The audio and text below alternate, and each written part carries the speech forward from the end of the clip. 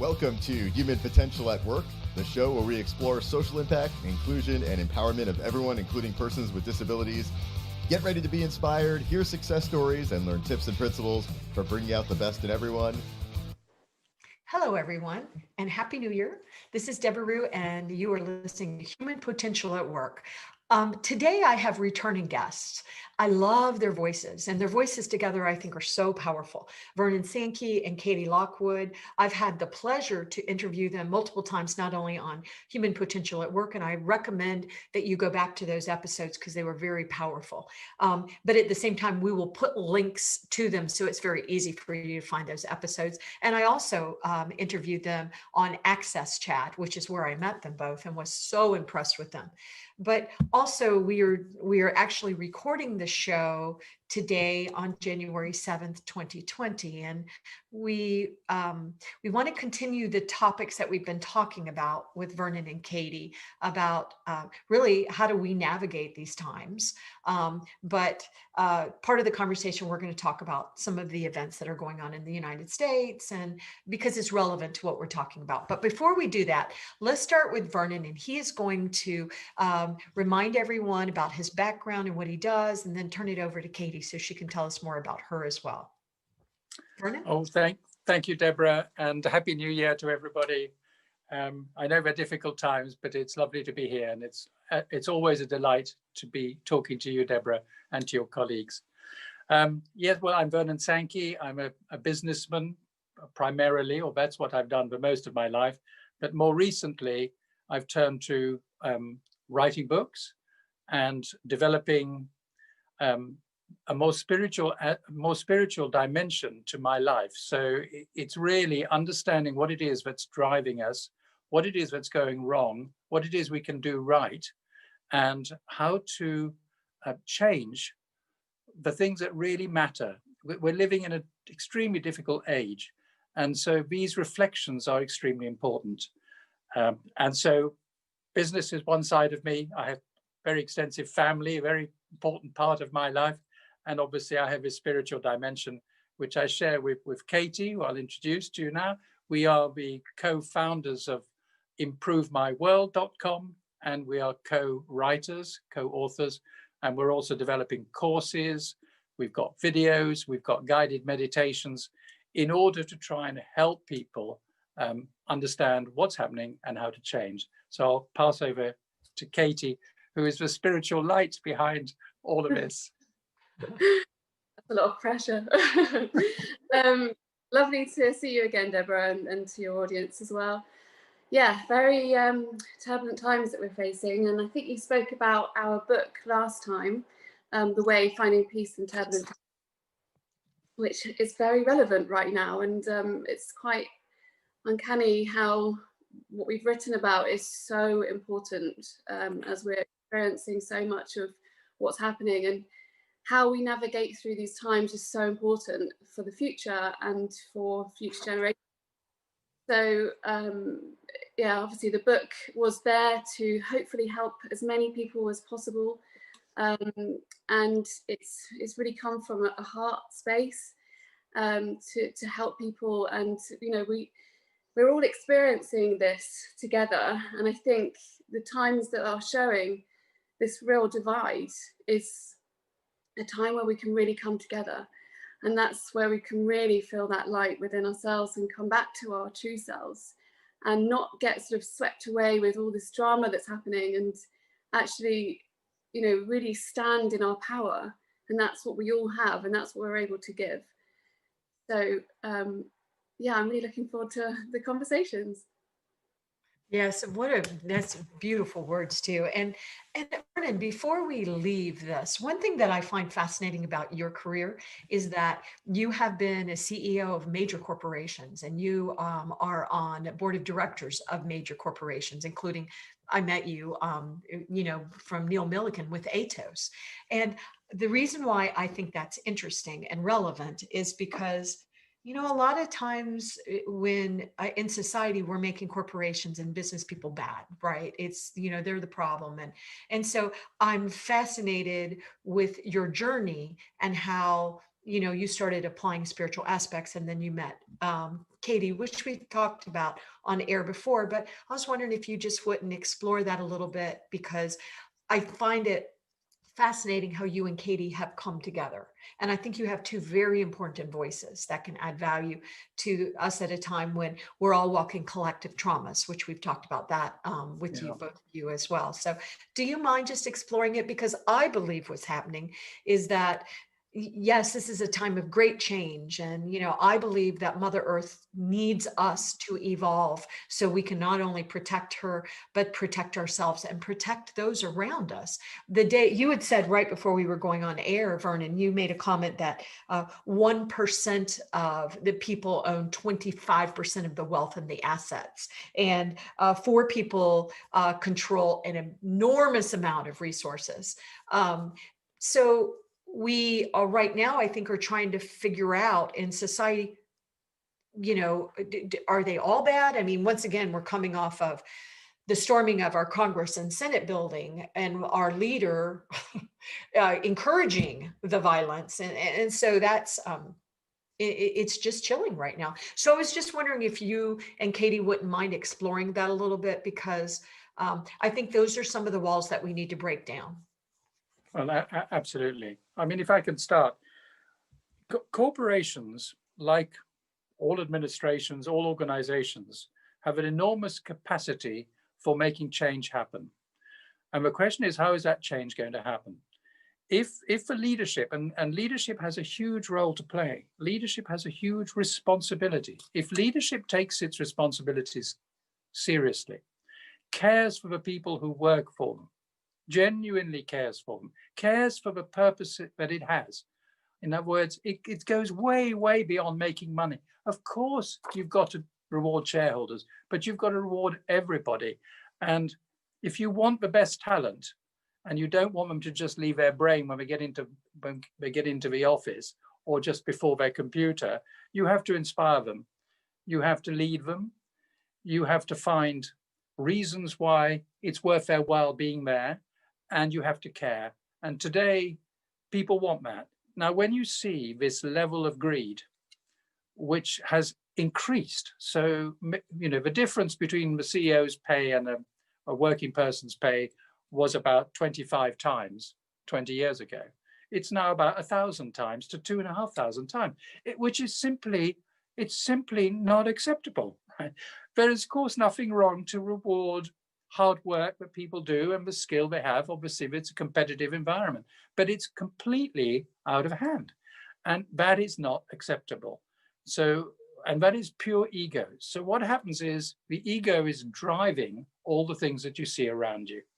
And that is actually a big concern. So when you see people storming up and being incited effectively to do that, why? There's an ego said, I'm entitled to something, I'm entitled to be above the law, I'm entitled to reject a democratic principles and to do it violently. Everything about that is wrong. Right? Of course, you have a right to say what you want. You have a right to protest, you have a right to claim, but you have a different point of view, that's fine. But once you get into violence, you've lost the argument. You will never solve anything through hate. You will only solve it through love and acceptance and forgiveness and understanding. And that doesn't mean to say you give in, you don't. You stand your ground, but there's a way to do that. And there's a way to inspire. And I'm afraid our leadership all around the world, you see it everywhere, is driven by greed, by power, and not by the desire to do what's best for society. I mean, that's how it comes over. I may be wrong about it. That's how it comes over. So one of the great things about Atos, and incidentally, if you look on your ticker today, you'll see very, very big action by Atos in the US. Cool. Oh, good. This morning, it's very, very big. Oh, yay. Reuters referred to it first thing this morning, and we've just made a statement. Actually, we just put a statement out.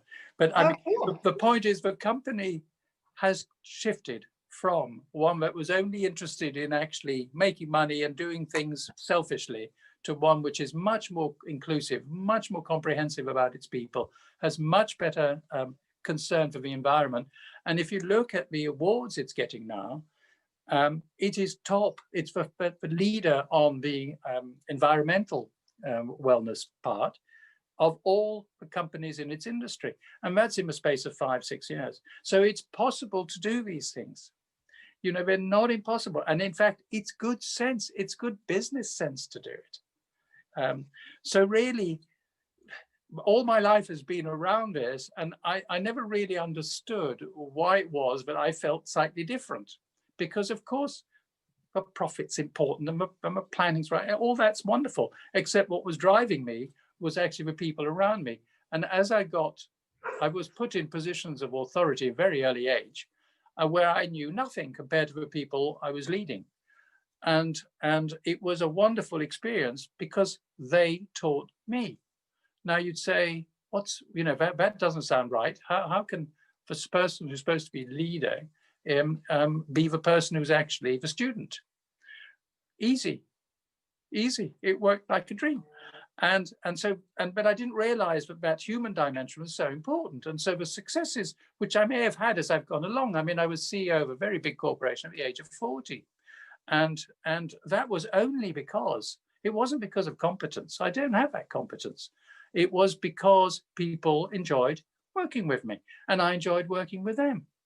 And by the respect that we had for each other and for everybody in the corporation, it made a big difference. And even today, these people I haven't worked with for 20 or even 30 years, they still come back. We're still friends, which is interesting, and it's extraordinary in a way.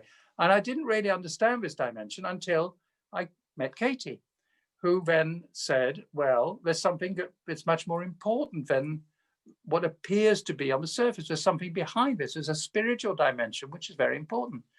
And I didn't really understand that to start with. And she introduced me to that. And I started reading books and reading books and reading books. And all of a sudden, I was starting to understand what this dimension is. It's the critical dimension. I just didn't see it. And once you see it, of course, it sends you on a new journey, and a wonderful, wonderful journey.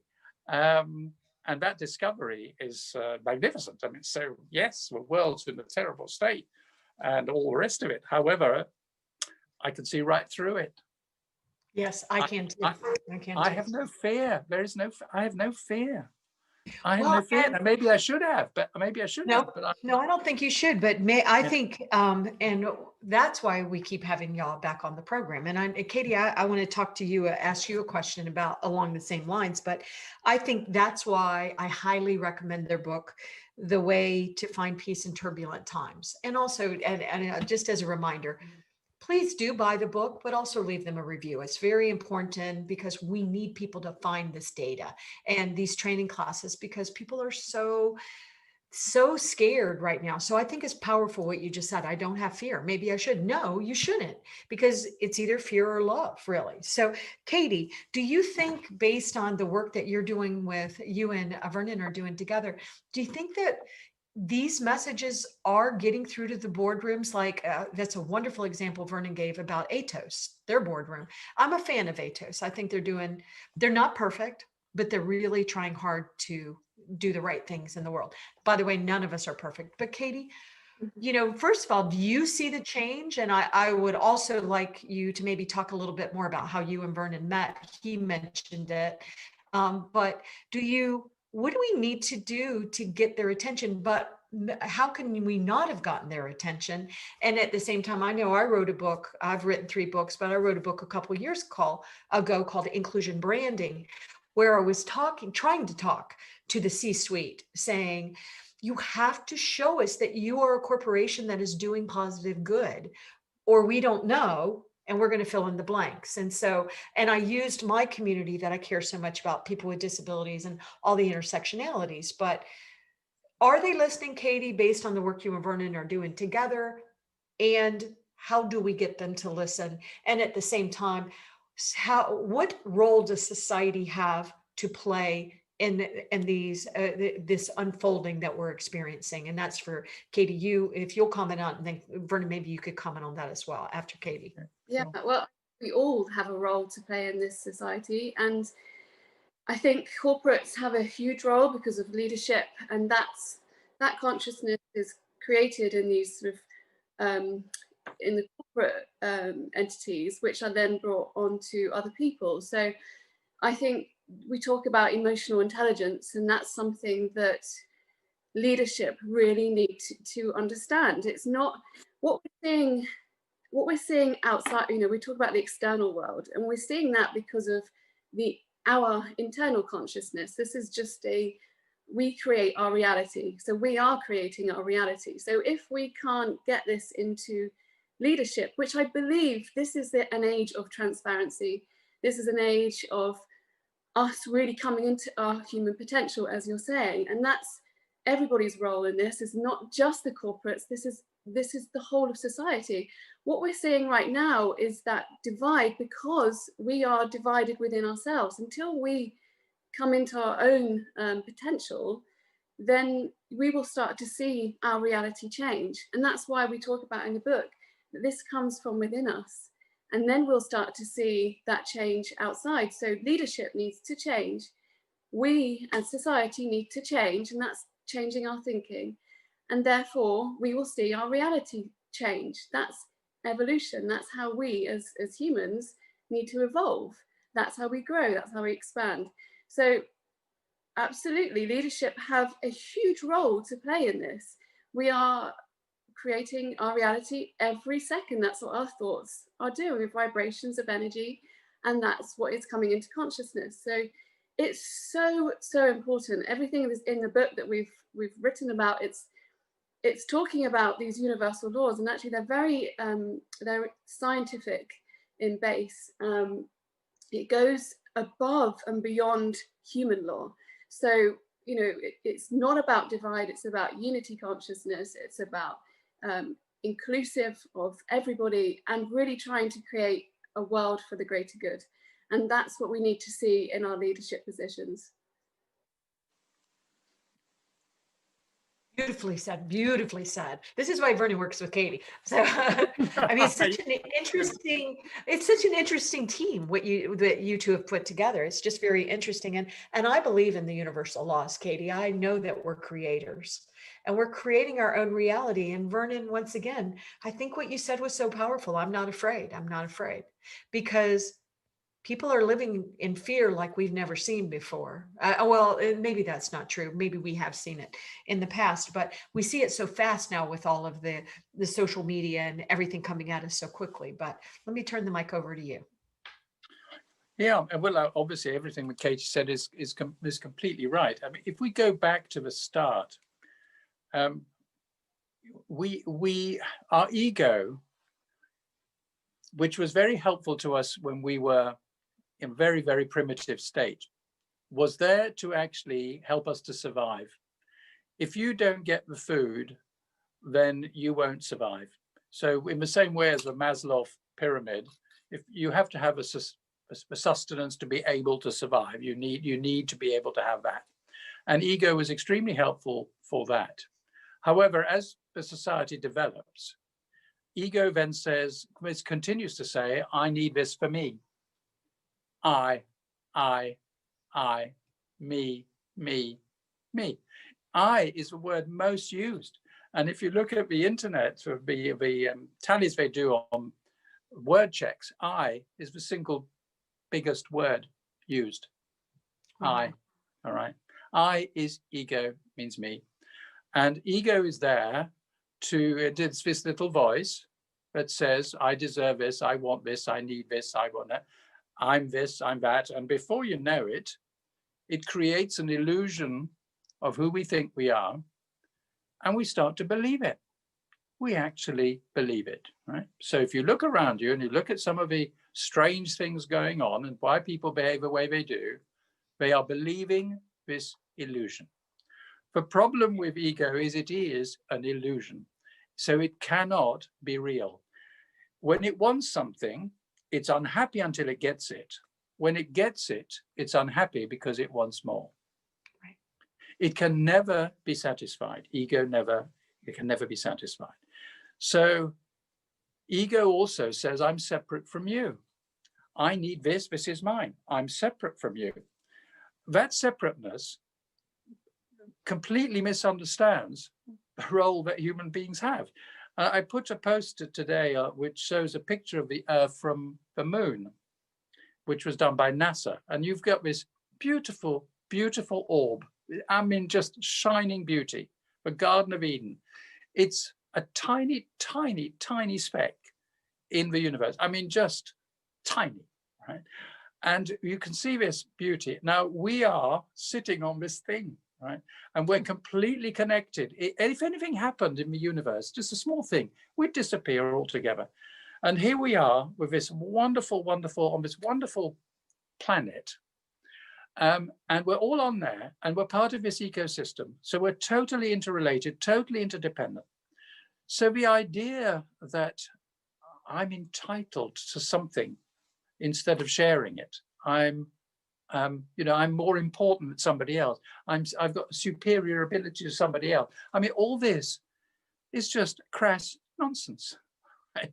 It's unbelievable. We are all connected. We're all one.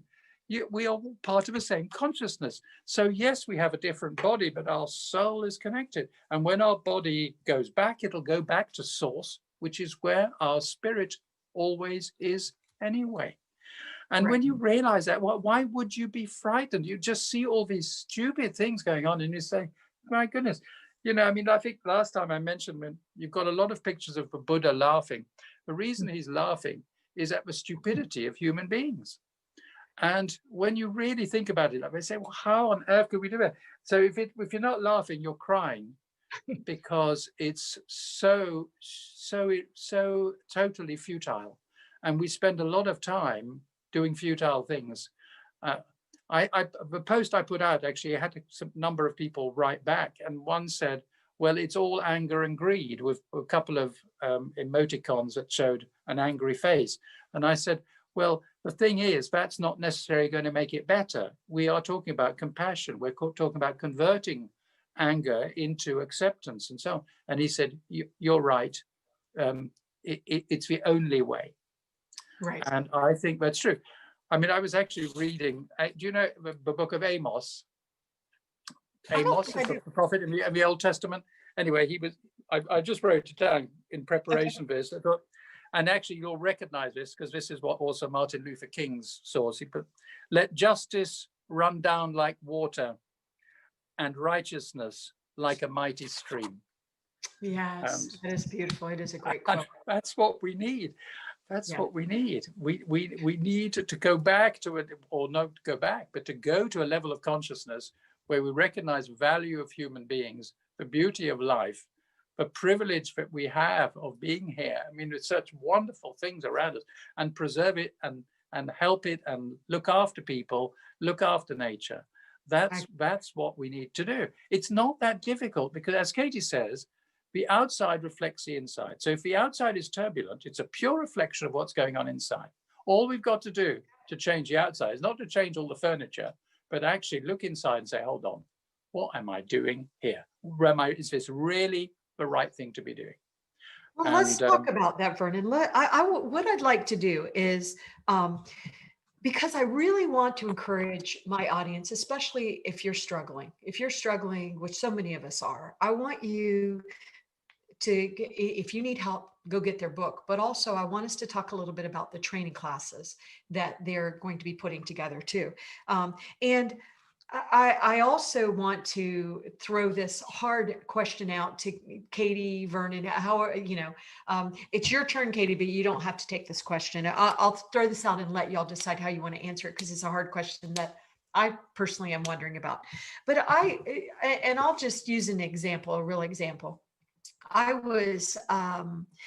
heard on the news, and I'm not watching much news at all now, just because I find that I can't keep my equilibrium when I watch news. I don't watch joke shows that talk about politics. It's interesting. The news finds me if I need to know it. I knew what was happening yesterday in the United States, obviously, but I choose with self-care not to do the news. So, but I had heard a comment that it was a sarcastic comment that somebody made that Jeff Bezos' wife had donated billions of dollars to COVID-19 relief, and Jeff Bezos had given some empty Gatorade bottles, or so it was sarcastic. Okay, and I was thinking about that comment, and I was thinking, well, God bless his ex-wife for helping, but society seems to decide certain people are bad people. And what I sometimes wonder is if that's true, right? So is how does someone like a CEO like a Jeff Bezos or Mark Zuckerberg or others that have a reputation of not helping and not giving back, but they have built some powerful things, and you have the media, you've got the social media, you've got the fake news, and God bless the social media accounts right now for what they're having to do. You know, really, you're going to force Twitter to follow their rules and ban and block your account. And you're the president of the United States, and Facebook's doing it, and Instagram. So first of all, thank you for having the courage to do the right thing. If we are spewing hatred and fear, we're just scaring other people more and more. So I've asked y'all some hard questions, but I'm wondering how we apply your book and also apply the training that you're doing to help along the way. And I am blatantly marketing you right now, and I don't usually do that, but I think people are in trouble. And so I want to at least partially be able to say, here's one place you can go. So I threw a lot at you. So Katie, take it where you want. But I mean, how, because it's easy for us to say, you got to do this, but how do I do this? If I'm Mark Zuckerberg listening right now, hey, Mark, but I doubt if he is listening, but you know what I mean? What would they do? What would a Jeff Bezos do? Because how would we have survived this COVID-19 without an Amazon? It was a blessing in a lot of ways. So it goes back to sort of that, the expectations that we're trying to figure out for, I know they're hard questions. I don't know the answers. So luckily, Katie, you do, right? Yeah. Do you know what? Because this misinformation is really difficult, and this lack of transparency and truth is really difficult.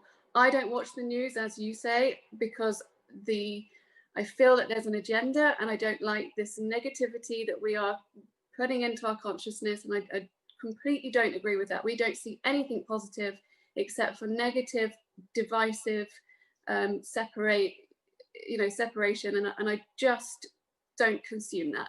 And I think that's something, again, that we have to take our own power back. If we are sat there just watching this, it's no wonder people are having mental health problems. You know, the world looks like it's in chaos. There's no hope, but there is hope. In regards to people like Mark Zuckerberg, and again, it's difficult because I believe in freedom of speech, and I believe that actually everyone should have a right to freedom of speech, and these platforms should be about freedom of speech. If I don't believe that there should be any hatred at all, but again, we are in this separateness and divisiveness, which is coming from a higher position, and that is concerning. And do we see leadership, enlightened leadership, talking about how we can create positive change? I don't see that. You know, I don't believe this is about Trump, Biden, any of them. I believe we've got to go above politics, and this is where the spirituality really comes in, because at the highest point of ourselves, we are all one. So why we keep fighting each other is us not evolving. And that's the thing, is even with the likes of what you were saying about Mark Zuckerberg, and the concern is that we've got small businesses that are really, really suffering right now. There are people suffering like we've never had before, with mental health going up, suicides going up. You know, we cannot be ignorant and not acknowledge that. So it's unfair to put these people on a platform and not to have other people to speak their truth about what is happening to them as well. So again, I think it's a time where we really need to be transparent. I really believe justice needs to prevail, and I really believe that leadership needs to take accountability and to lead us in a direction where we all feel that that there is hope. That is so powerful. Thank you, Katie. I love the light because that's what it's all about. So, and Katie, I just want to make one comment before I turn it over to Vernon. I was struggling so much with the dark negative news in 2020. And I use Alexa. And I ask Alexa multiple times in November and December, Alexa, give me a good story. I don't want your nasty, it's not Alexa's fault, but I don't want the negative news. Give me a good story. So there is a feature, they will do that. Alexa will give you a good story. So what they did, she would give me a good story. And then I would say, give me another good story. There wasn't another one. And that made me sad. And then the next day I ask Alexa again, and I'm not picking on Amazon because I love Amazon, but the next day I asked again, and they gave me the other story that I'd already gotten the day before. And that made my heart hurt because I thought, I know there's tons of good stories. We've got good stories. And once again, this is not a dig to Amazon, but it's a dig that you're right, Katie. You can tell there's an agenda. I might not completely understand what it is. Is it reptilian? There's so many conspiracy theories, but I also am fascinated in once again what happened yesterday in the United States with the run on our Congress and Senate, because a woman died because of this. A woman died, and I hate that. And so I also wonder, who is your leader? Who are you? Who is telling you what to do? For example, because the way I look at it, I am in charge. I'm in charge of my life. I'm in charge of my thoughts. I fight them sometimes, but I respect authority figures. I know I'm not supposed to go in 85 miles per hour if it's 35 miles per hour. I know we have laws to protect each other, but who makes decisions at the end of the day about my life is me. So I don't know if you want to comment on that before we hand it over to Vernon, but it feels like we keep giving our power away to others, our power away to the media, our power away to fake news, to social media. And I know you're addressing that. So I don't know if you want to make a comment, then we'll let Vernon give us wisdom. Yeah, I totally think you're right. And I think as soon as we get consumed by this, we are giving our power away. We've all got an innate power within us. And that is what we need to bring forward. And that is where we really find our true selves and we stand in the light. And I think it was Gandhi that said, be the light that you wish to see in the world. And we need to see this in people. And this lack of transparency and this confusion is what we're seeing. And that is where this separateness and this divide is incongruent to how we should be. Yeah, well said. Vernon? Yeah, well, obviously, I'm in complete agreement. I mean, it is about responsibility, and it's about personal responsibility. We have to take our responsibility seriously. I mean, Plato said,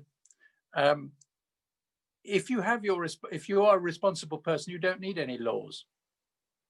And Lao Tzu says the same thing in the Tao Te Ching. He said, you don't. In fact, if you put laws, you're encouraging people to break them. If you actually are a proper human being with your humaneness, you will know what's right. And so when you say, what do we need to do? There's a huge education that's required. And it starts with schools, but and children and parents. And we have to act as role models. We have to be the role models. We can't say one thing and do another. So, if you want to be contented with your life, what you think, what you say, and what you do needs to be in harmony. And so many times people say one thing or think another and then do something completely different. And this inconsistency is not helpful. It's very destructive. So what we need to do is go back to an education and actually help people to understand. So if you take a Mark Zuckerberg, if he was willing to listen, and he will eventually get there. The problem is it may get there a few hours before his death. He'll suddenly realize, because if you look at who was a guy who founded Amazon, who died recently, wasn't Bill Gates. It was another one. I've got his or Apple. Who was the Apple CEO? who died. Steve. Sorry? Steve. Oh, Yeah. Steve Jobs. Steve Yeah, Jobs. yeah, Steve yeah, Jobs. yeah. Well, Yeah, he's actually written. He wrote a few things just before he died, and it indicates all the things he realized he hadn't done right, and he'd wasted so much time doing things which were useless, accumulating wealth that was of no value. He can't take it with you, right? And he realized all this time he'd been chasing things. His health had gone. Everything was, his relationships were dysfunctional. His family relationships were dysfunctional. For what? For what? Right? And he could have done so much with his talent. He could have done so much in actually starting foundations, which, I know Bill Gates gets a lot of criticism, but he put up a lot of money for a lot of foundations. Now, I know there are all kinds of conspiracy theories around him, but he is trying, or he seems to have succeeded in many respects in dealing with malaria, the malaria issue in Africa. So at least he's put money towards that. So the people who should be using that to do good. In the end, it's up to society. We can't change people. They can only change themselves. So we need to bring out the fact that it's about responsibility. If you look at some of the pronouncements of JFK and of Bobby Kennedy, they had an awakening because they weren't like that in their youth. In their youth, they were pretty rough and ready, let's put it that way. Yeah. But once they got that awakening, they realized, oh my goodness, the world is completely different from what we thought. The responsibility we have for people is awesome. And Bobby was a real driver for justice. Right. And that's, in many respects, that's why they died for their cause, as did Martin Luther King, as did Mahatma Gandhi. They were doing things the right way, trying to do it the right way. But we need more people doing the right thing the right way. If you look at societies like the Scandinavian societies, why are they different? Why are they more peaceful? Well, everybody has a sense of responsibility. There is a much more equal distribution of wealth. Education is very good. And so they have far less reasons to be dissatisfied. They don't need to be jealous of each other. And they share a life. There is enough resources in the world today for us to actually live perfectly decently all over the world. I agree. It's just, and then you start getting statements like, I'm better than you. I'm a more important country. I've worked faster. I've done this. I've distributed the vaccine faster. I mean, goodness gracious me, how puerile can you get? Right? It's not Vernon, about that. It's not. These are all the wrong signals to send. I agree. But you can reverse that, and it starts with education. It starts with us actually explaining to people. It's not difficult. It's actually quite simple. It really is very, very simple. And we have to get rid of this ego conditioning that we have, understand it, observe it. As soon as you observe your own ego, it loses its power. It goes, right? It disappears because it's an illusion anyway. Right. And you know what? I always was fascinated by this. You know what Steve Jobs' last words were? Do y'all know?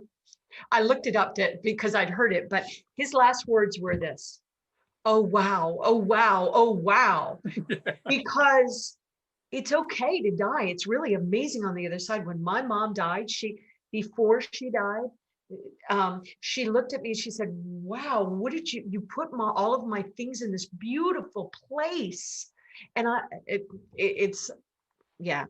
So I agree. And also, to be fair to people, you do have the right to grow up and learn. I mean, I'm not the same person at 60 that I was when I was a teenager. So, you can cut people slack as they make mistakes along the way, as you're saying.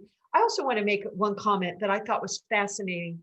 That my daughter, Sarah, who's 22, she's 33, and she was born with Down syndrome. And she said to me a couple of months ago, "Mom, I'm hearing voices in my head."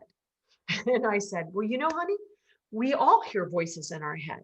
I said, and so it's normal, because she was thinking maybe it wasn't normal. And I said, that is normal to hear voices in your head. But if those voices are telling you to do mean things to your body or to someone else, but I thought, when she said that, I thought, we never talk about this. Do you ever tell I mean, kids figure out they got voices in their heads, but we never talk about stuff like this as a society. So we don't teach children in school how to self-soothe and how to even think.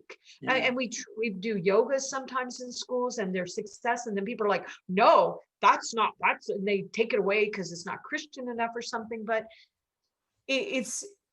there's just so many problems that it almost feels overwhelming. So tell us a little bit about the training that you are doing. I want to make sure that we talk about that. Yeah, well, we're actually developing a course. It's not ready yet. Okay. We've got the workbook ready, but essentially we'll have a number of modules, but it will take people right through all the things that we've been talking about. So, we will explain what oneness is, because that's a basic premise. If you understand where you came from, so we didn't come into this world, we came from this world. Try to imagine, for example, what it was like before you were born. Yeah. Right. That is how it will be after you've gone. That's right. And we wanted to be here. We stood in line to be here. Absolutely. If you're feeling sorry that you're here right now, you as a soul volunteered to be here right now. Absolutely. And that's hard to accept, right? It's a gift. It's a gift. We've got a gift of life. It's very, very short. In the context of the infinity of human history, it's tiny, right? We have a gift. So what are we going to do with this gift? Are we really going to mess it about, be unkind, be ungenerous, and then at the end of the day say, and what did I achieve? Don't die with your song still in you. We all have a song. We all have a song, and we need to find that song. So part of the oneness is understanding we're all part of the same ecosystem. We are the same. It's ridiculous to think of how can we destroy evil. Evil and good are part and parcel of the same thing. We're not going to destroy it. What we can do is recognize it. And by recognize it, we reduce its strength. So oneness is a first understanding. And then we go into the different modules. What does it mean to be kind? What does it mean to be forgiving? What does it mean to be compassionate? And as you develop those in each module, you then say, oh my goodness, this is part of who I am. This is part of how I can make a difference. It changes the mindset. Because as you rightly say, everybody's got this little voice constantly chatting away. It's closely linked to ego. It is in many respects ego. If you can observe it and say, that's interesting. No, I'm not going to do that because this is more important. And you feed your mind, because everything is mind. Everything is the mind. But the universe is mental. So if you fill your mind with, I'm entitled, I'm not happy, I've been robbed, I've been this, I've been that. Well, what do you think you're going to get? Exactly what we've got now. If on the other hand, you fill it up with something different, which says, I can make a difference. I can accept that people have different points of view. I can accept that they come from a different place. I can accept that they look differently from me. And that's part of the richness of life. You feel that in your mind, everything starts to change. As we use a phrase that Wayne Dyers often uses, when you change the way you look at things, the things you look at change. And it's absolutely right. Fill your mind with the right things, not the wrong things. And eventually you'll find that is what that little voice starts to say. Instead of being all negative, it actually starts to say, no, it's possible. It can be done. I mean, I remember once I was asked to take on a very major new corporation as part of a Reckitt group. And the first thing I was presented with by the team as I was coming in as MD, the new managing director, was a thing called the Doomsday Scenario. Their strategy document was called the Doomsday Scenario. And they could see no way. They said, there is no way you can turn this business around. Right? That was what was in their mind. And they all believed that it couldn't be done. So guess what? Things weren't going well. And we changed all of that round. Yes, things can happen. And this is what we can do. And this is possible. And how about that? And what about these? What about this? And the thing was completely transformed. So it went from a very poor profitability to the second most profitable business in the corporation. Wow. And it had nothing to do with competence, right? Nothing at all to do with competence. It was the same people with the same brands, and everything was the same, but it was just a different mindset.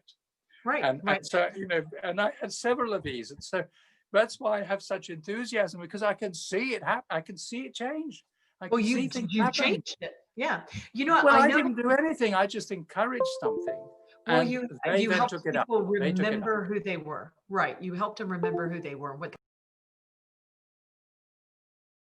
And the Right. human and actually they got happier. They started smiling, and and you get little successes, and you celebrate those successes, and boom, it goes like a rocket. I know. It really wasn't that hard. Vernon and Katey, we are out of time. So what Oh I my want to goodness. make sure, well, and once again, I want y'all to come back on, but will you, before we jump off, will y'all remind the audience about your website, how people can find you, and your social media, so people can find you. And once again, we will include that with the link too, so you have it. It's very kind of you. Katey, go ahead. The website is called improvemyworld.com, and the Instagram is the same, improvemyworld.com. And the book, as we said, is The Way, Finding Peace in Turbulent Times. Yes, and they're also on LinkedIn, and they're on Twitter. I think you're on Twitter with that same handle too. Yes, so I we are. highly recommend. Yeah, if you're struggling, they're resources. They're resources, and I think right now we need resources. And sometimes it just helps to get. It's nice to get a little help along the way, especially when it's so hard. So Yeah. thank you, Katey. Thank you, Vernon, for coming back on. Did you want to make a final comment, Vernon? Well, I think all we can say is if your audience wants to discuss any of these things, maybe there's a mechanism either through you or through the website.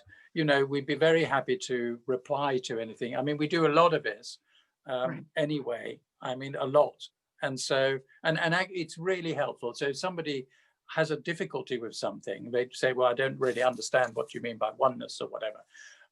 We can explain all of those things, and especially explaining why is everything happening the way it is now, right? Why are people terrified of COVID? Why are they terrified? It's all explainable, and it's all resolvable. I know that we have a lot of corporations, corporate leaders that follow it. And I also want to say, bring them in to do training for your company, because the reality is everybody's struggling with this. Bring them in to do training sessions, and bring them into your executive teams, your C-suites. Change it at the leadership. So these two are very talented, and this is how we change the world. So I'm going to continue to support them. I love their voices, and I hope Katey and Vernon, y'all will come back on the show again, because I appreciate what you're doing. Well, and we appreciate very much what you're doing, Debbie. Deborah. No, my sisters call me Debbie. So, all right. Right. All right. Thank you, everyone. Thank you.